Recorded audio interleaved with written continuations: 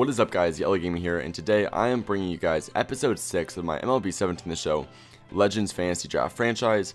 Now, a quick little look at the records right here as we hop into this game. You see, we are going to be going up against the Kansas City Royals in Kauffman Stadium. I believe that's what their stadium is called.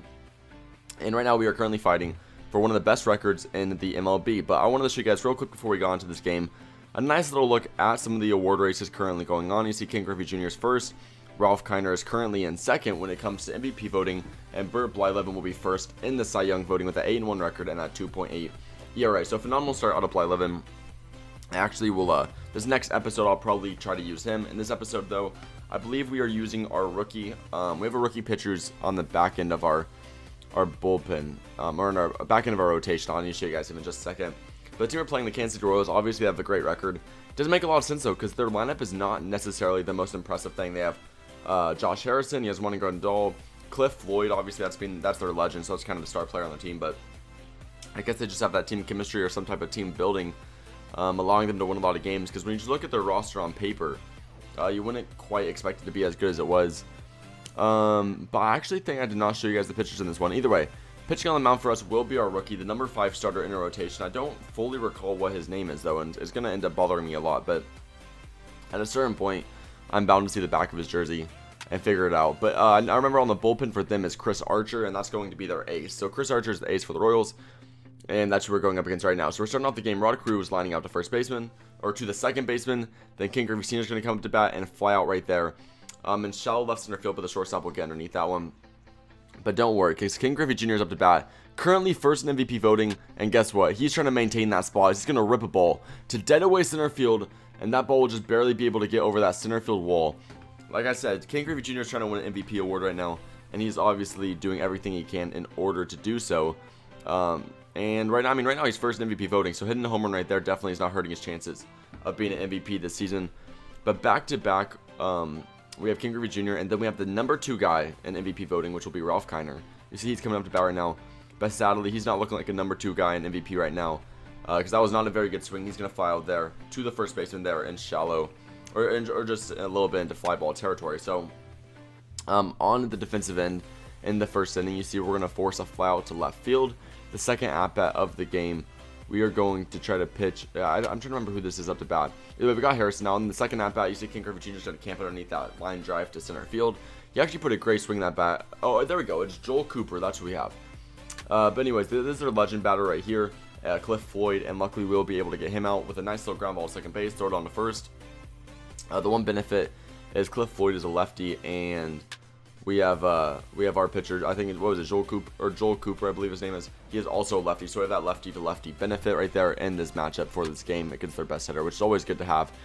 But you see they're getting back-to-back big hits to right field. I thought I could have came up firing right there to second base and gone out, but he will drop the ball out there in right field. That'll be Ralph Kiner. So we're not able to get a big play there. So moving on, you see right here though, we're luckily going to be able to work out of a little bit of a problem. Getting a double play right here. Now, I did not think the guy was going to be called out at first base, because that was a very weak throw for my second baseman. So I'm very surprised I was actually credited with the out at first base. But it definitely ended up saving us, because on the next out, we are going to force a fly ball to right field, and that will get us out of the inning unscathed, and we will remain up 1-0. But moving on to the next inning, there will be another inning here, where Cooper's going to have to work out of a little bit of a jam. Starting off the inning right there, we're going to give up, or we're going to force a out into foul ball territory by third base. The second out of the inning will come right here on the second nap out of the inning, flying out to right field. So right now you wouldn't think there's much of an issue. You think Cooper is just tearing through this lineup, but things do get a little bit interesting. Right here, our third baseman decides that it's appropriate to not play an easy ground ball. So I don't know exactly what happened there. Just a misplay by the third baseman, but they do credit the player with a hit, oddly enough. Luckily though, our right fielder Ralph Kiner will be able to cut off this ball to the right field line. Him cutting that ball off prevented any score from first base, so the runner will move to third. It's now first and third with 2 outs, with I believe their star legend up to bat once again. And luckily, once again, his name's Cliff Floyd, but once again Cliff Floyd will get out, this time on a kind of a full swing bunt. Moving on here into the 4th inning though, Cooper's really not getting any breaks. So Cooper's really working his way out of a lot of jams, but I don't like the fact that we are consistently giving up base hits. So right here to start off the 4th inning, they're going to get a big hit down the left field line, giving them an easy stand-up double. Now on the second hit of the inning, once again they're going to get a double on this swing right here. Now I was a little bit upset. Did not think that ball was going to be counted as a fair ball. but he did happen to curve it right inside the fair line. What's that called? Just the foul line? I don't know. It's not processing right now. Either way, he curves it inbounds just enough for that to be considered fair. But luckily, we start working out of a jam right here. Although we did give up 1 run, we don't want to give up any more. There was a runner on second with no outs. Make it 1 out following that pop-up. Second batter of the inning right there. You can see he's going to fly out to right field. Ralph Kiner's going to camp his way underneath that one.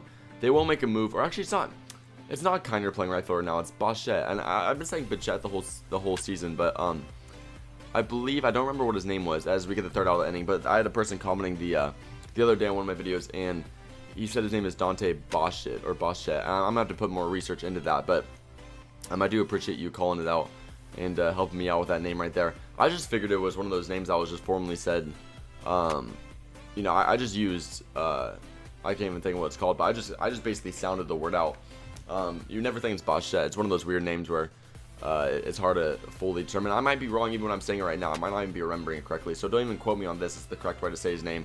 I still have to do more research, but either way, we're coming back here on the offensive side of things, trying to get a few runs here in this inning. So we're going to have runners on first and second with 1 out, and I believe, who is this up to bat? Okay, if I remember correctly, we actually switched out our catcher. Usually we have Diner Navarro playing catcher, but we allowed our rookie catcher to get some reps, and that was actually him swinging right there. That was our rookie catcher. We allowed our rookie catcher to get a few reps in this game because Diner Navarro was getting tired, and I'm not a huge fan of swinging the bat with him. But sadly, we won't be able to get any runs on that one. So we're moving on here into the next few innings, and Luis Aparicio, I believe, is up to bat. Or is either Bregman? No, this Bregman is going to get, they have the same, I swear they have the same batting stance. It confuses me so bad. So we have runners on second with Dante Bichette up to bat, and he's going to crack one into right center field, and that ball's going to drop for a gapper, and he is going to get a stand-up double. Now, I might be wrong, but I was looking up information on him, because I'm looking at Bichette. I keep feeling like that's not how you say his name, but I was looking up his stat line. I noticed a hefty increase in his stats during a random year. I did some research, and it appears that he actually used steroids at some time during his career. Now, I could be wrong, but I believe he actually confessed to doing so. But I have to do more research on that. I just read a quick little article on it. But either way, there's now 1 out, a runner on third, with Alex Bregman coming up to bat. He's going to crank one to dead away center field, and you see we're going to be tagging up from third, and that will be an easy run home for Bichette, and that will be the second run of the inning, giving us a 3-1 lead now, moving on into a few innings later. So right here, into a couple innings later, we're going to try to get some more runs. Our rookie catcher is up to bat, but he's not going to get anything going. Well, that's actually the same inning. That's going to be the 3rd out of the inning. Rookie catcher's getting out right there. But moving on a little bit later in the game, Rod Crew is going to get a nice little swing over there into shallow left field. I thought Rod Crew was going to be able to bat close to 400 on the season, and he may still be able to do so. He's batting about 390 right now, so he's leading the league in batting average by quite a lot. But following that swing by Rod Crew, we're going to get a swing there from, I believe that was King Griffey Sr. knocking one to right center field, giving us first and second with the man of the hour, King Griffey Jr. coming up to bat. And Jr. is not going to disappoint. He's going to hit one to the right center field gap. It just seems that we're really having a fascination with that little area, heading like 4 straight hits towards that area. But we got a little bit too excited, letting King Griffey Sr. run home from first base on that swing. I thought that he had a little bit more speed than he actually did, and he's going to be thrown at home by about a mile. But that'll be the end of the inning regardless. As you see right here, we're going to get a single to right field, but soon after, Bichette will come up to bat with 2 outs, and sadly, although we have a chance to score some more runs, he'll put a great swing on the ball, but it just goes straight to the center fielder's glove. Sometimes that's what happens in baseball. I've mentioned this every episode, I feel like. Sometimes you put a great swing on the ball and you just don't happen to get all that lucky. But either way, moving on here into the bottom of the 9th, we don't have our closer in. I don't know who I put in, but we have a setup man here, and I let him pitch the whole entire 8th and 9th inning because he was doing phenomenal.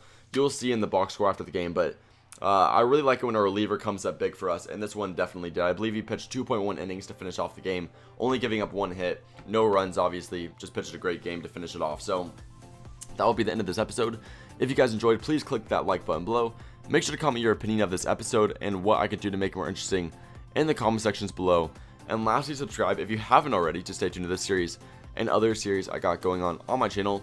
There's been a whole lot of support for all my MLB series that have been popping up on my channel. I thank you guys so much for all the support you've been showing. And that's really all I have to say. So I'll see you guys in the next episode. Peace out.